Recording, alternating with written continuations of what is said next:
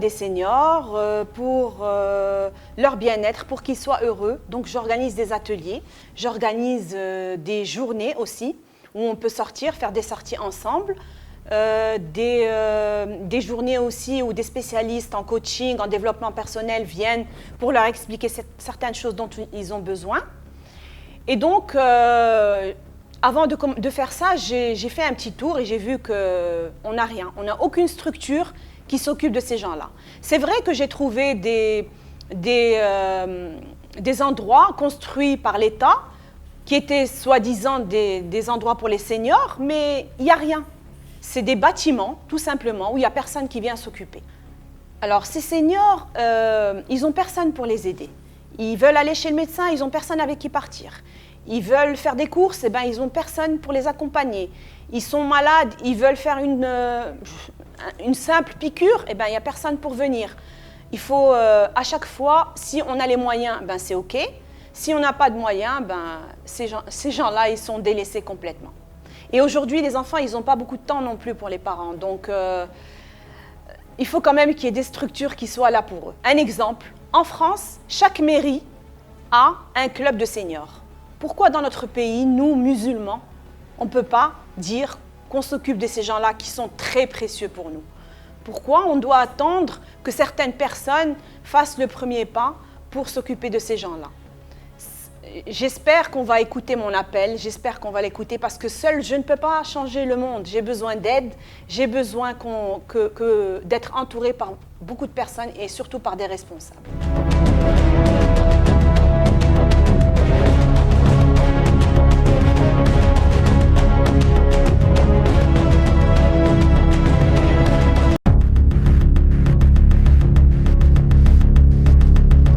On travaille avec le ministère dans une optique qu'il y a maintenant une préparation de politique publique destinée aux personnes âgées.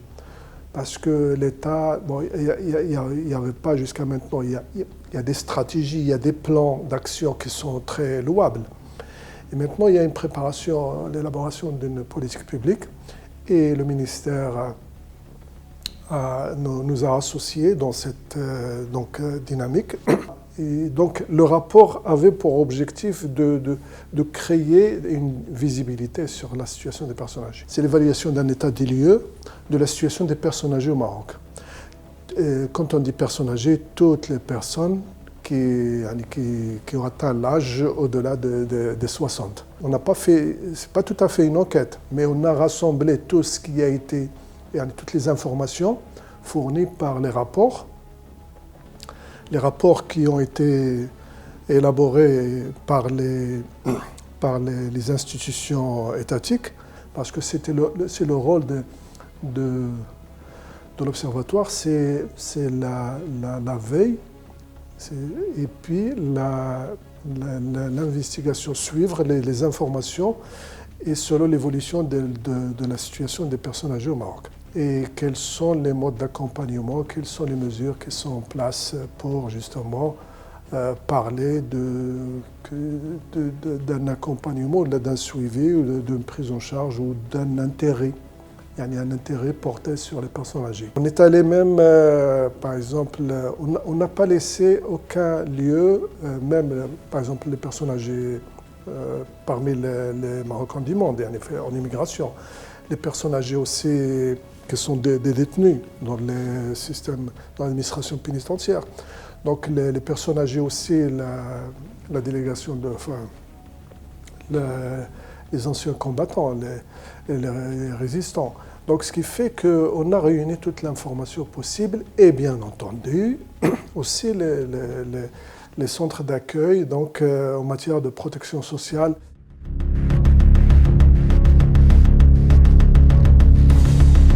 On a soulevé des recommandations qu'on a rapportées dans le rapport, donc des recommandations dans lesquelles, qui touchent à beaucoup de choses, donc beaucoup de domaines, on va dire, notamment dans l'espace public. Alors, depuis la personne âgée, lorsqu'il se retrouve dans les lieux publics, qu'il puisse être reconsidéré et reconnu dans sa valeur de personne âgée, les bus, etc. Et puis aussi dans les différentes... alors, on a soulevé aussi qu'il y a un manque encore par exemple, les gens, les personnes âgées qui vivent dans la précarité ou dans la pauvreté. Il y a encore un manque qui ne sont pas encore couverts par le RAMED, le système de protection médicale ou sociale. Donc, il y a des choses. On a soulevé des recommandations et puis aussi on a fait appel à ce qu'il puisse y avoir une caisse ou sociale qui puisse aider les démunis, les gens qui sont vraiment dans la précarité, dans la difficulté.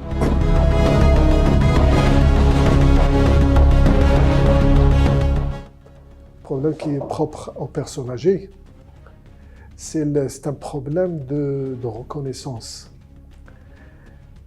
Alors cette reconnaissance, c'est qu'ils ont fourni, ils ont contribué, ils ont construit, maintenant ils sont délaissés.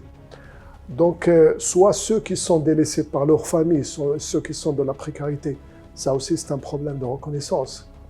Et puis aussi ceux qui vivent des difficultés avec leurs propres enfants, qui sont construits des familles, là aussi qu'ils les ont isolés ou qu'ils les ont quittés, là aussi il y a un problème de reconnaissance. Et puis la reconnaissance par l'ensemble.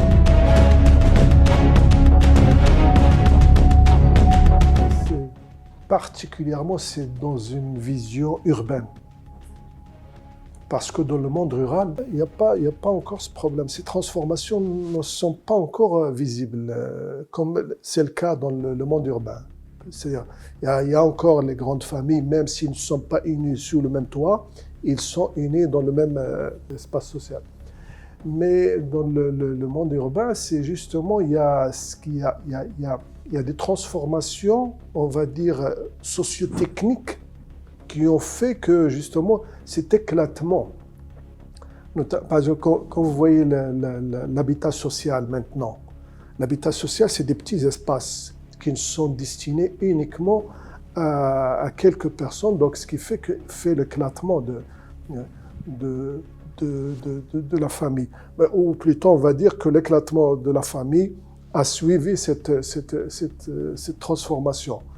Mais alors, c'est qu'il y a des problèmes maintenant qui ont surgi, ou là, on va dire qui sont devenus très pesants.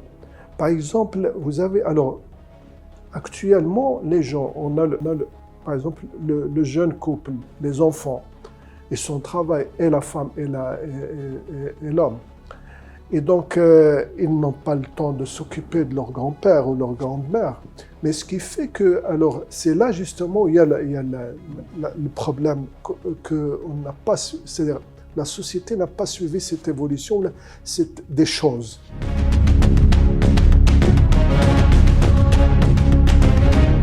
Pour ces personnes âgées, il faut bien que quelqu'un s'en occupe, notamment lorsqu'ils sont dans des situations de difficulté, soit d'incapacité physique ou de problèmes de santé, comme surtout pour les maladies chroniques.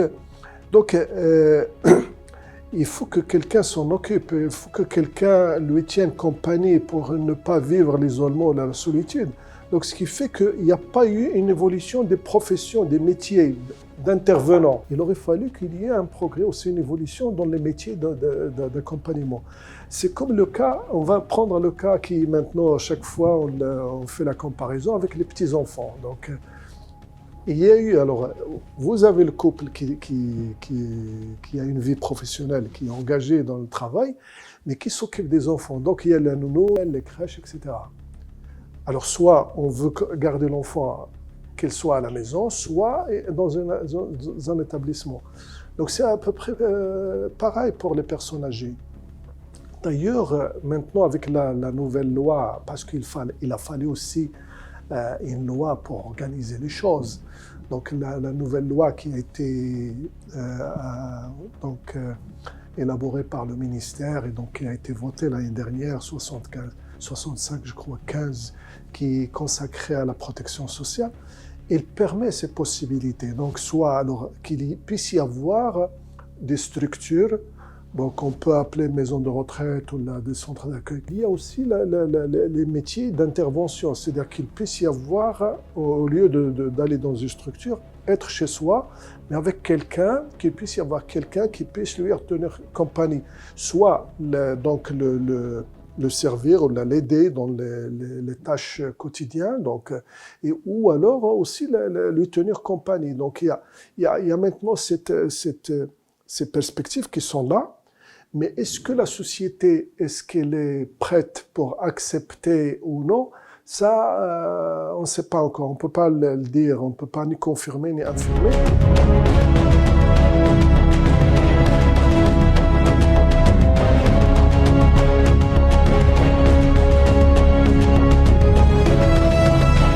Selon le dernier recensement de la population, le Maroc compte aujourd'hui environ 3,2 millions de seniors. Si l'aide à domicile aujourd'hui ne se développe pas pour prendre en charge la dépendance liée à l'âge, il faudra mettre en place justement des structures, des établissements dédiés. Les projections du HCP estiment que la part de la population âgée de plus de 60 ans avoisinera 11,5% en 2020, alors qu'en 2030, cette part atteindra 15,4%. Le Maroc, donc, aujourd'hui, ne possède pas de dispositif garantissant un niveau minimum de ressources aux personnes âgées. Compte tenu de tout ça, le groupe AMH compte donc lancer très prochainement un centre de gériatrie dont l'investissement dépasse les 50 millions de dirhams. Et là, actuellement, nous sommes dans la collecte des fonds pour pouvoir lancer le projet. L'étude étant réalisée, les plans étant finalisés, nous sommes dans la partie de levée de fonds.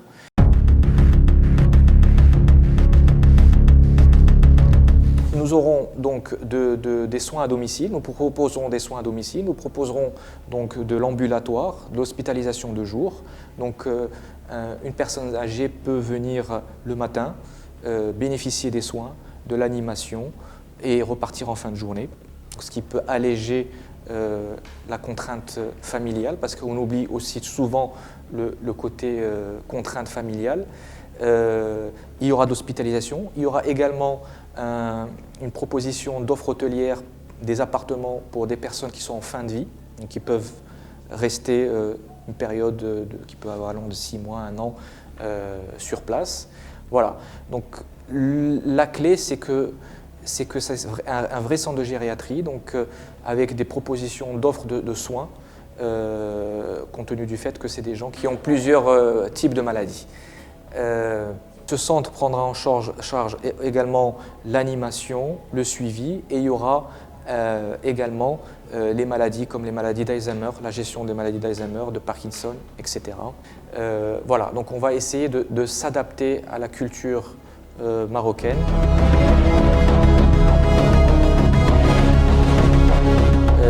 Le business model est le suivant, c'est que les personnes qui ont les moyens, si on peut appeler ça, qui ont une couverture assurantielle, qui ont une assurance, payent leur acte. Et grâce à ce paiement de ces personnes-là, nous, on peut prendre en charge des personnes démunies. Donc on essaie de trouver cet équilibre. Donc des personnes payantes permettent de couvrir des personnes qui n'ont pas de moyens aujourd'hui. Alors quant aux tarifs, les tarifs, nous avons fait une étude, nous avons mené une étude sur la tarification, compte tenu du fait que les compagnies d'assurance n'ont pas de grille tarifaire dédiée. Donc c'est le travail que nous menons en parallèle avec le projet.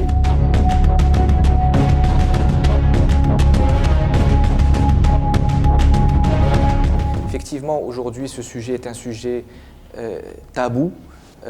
Beaucoup de gens préfèrent gérer leurs parents à la maison, tout en sachant qu'il ne faut pas oublier que également la famille endosse du stress, de la fatigue, etc. Mais les mentalités changent aujourd'hui au fil de l'eau. Alors ce qu'il faut savoir, c'est que ces personnes âgées, quand elles intègrent un centre de gériatrie, elles intègrent un lieu de vie. Et c'est un lieu de vie donc ils seront suivis comme s'ils étaient suivis à la maison. C'est-à-dire que ça soit de la restauration, des soins, de l'animation, donc avec une flexibilité, comme je vous ai dit, qui peuvent venir la journée, repartir le soir, ou peuvent rester en permanence et avec la visite des familles. Donc l'objectif de ce futur centre de gériatrie aura pour mission de mettre à l'aise la personne âgée.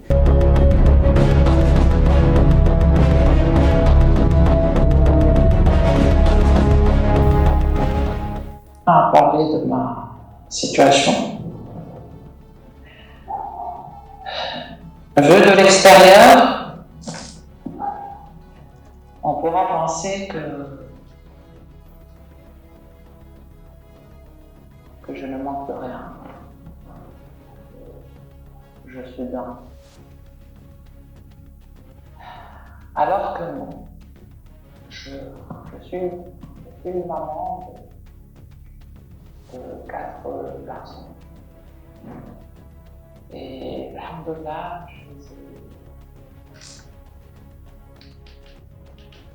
je les ai fait arriver à mon droit. Ils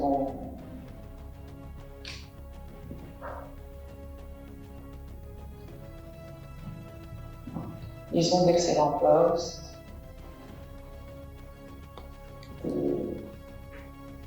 Ils sont tous une famille. Les uns nombreuses, les autres peu nombreuses. Et je vis toute seule. J'ai 74 ans.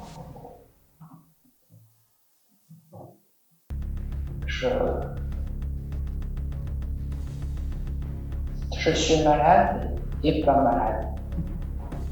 Après plusieurs opérations, j'ai subi une opération d'un de genou. Et j'ai été alitée 3 mois. Parce qu'il y a eu des complications, notamment une rupture de ligament. Ce qui m'a contraint à être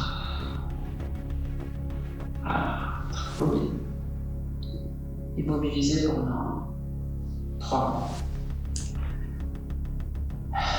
Mes enfants venaient me voir, oui. Mais juste me voir. Pour 1 heure.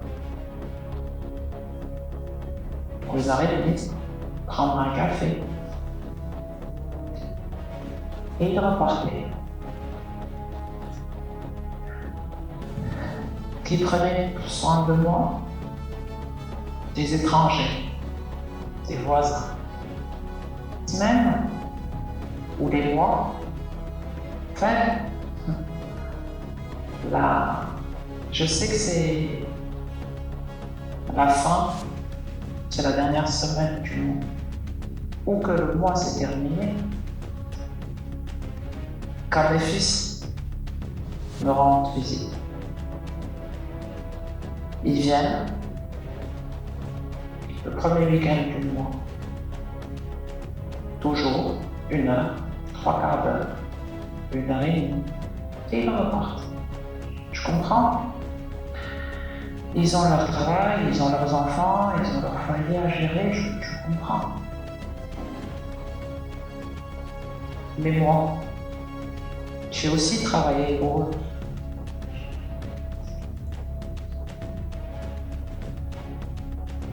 À une époque où toutes les mamans étaient à la maison, moi je travaillais.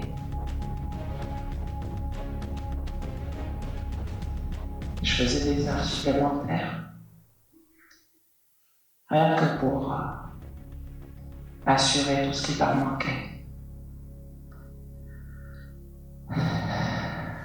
Leur père avait un salaire. Et bon, c'était un fonctionnaire. C'était un petit salaire. Et moi, je voulais le meilleur pour mes enfants.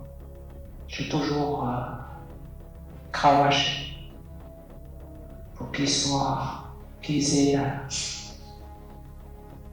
qu'ils aillent aux bonnes écoles, qu'ils aient les meilleurs vêtements, qu'ils aient la meilleure nourriture. Mais bon, c'est un devoir, je ne le regrette pas. Mais maintenant, je suis toute seule, je vis toute seule. Comme vous l'avez constaté, je vis au 5e étage, où il n'y a pas d'ascenseur. Avec mes genoux, je ne peux pas forcément descendre et remonter. Donc même pour les courses, il faut que je paye 20-25 dirhams tous les jours à la personne qui voudra bien aller me faire les courses. Même les petits-enfants n'ont pas le temps pour venir m'aider.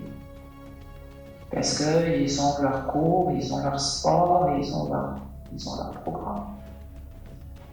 Il y a des jours où je me dis que ma mission est terminée dans la vie, qu'il est préférable que je parte.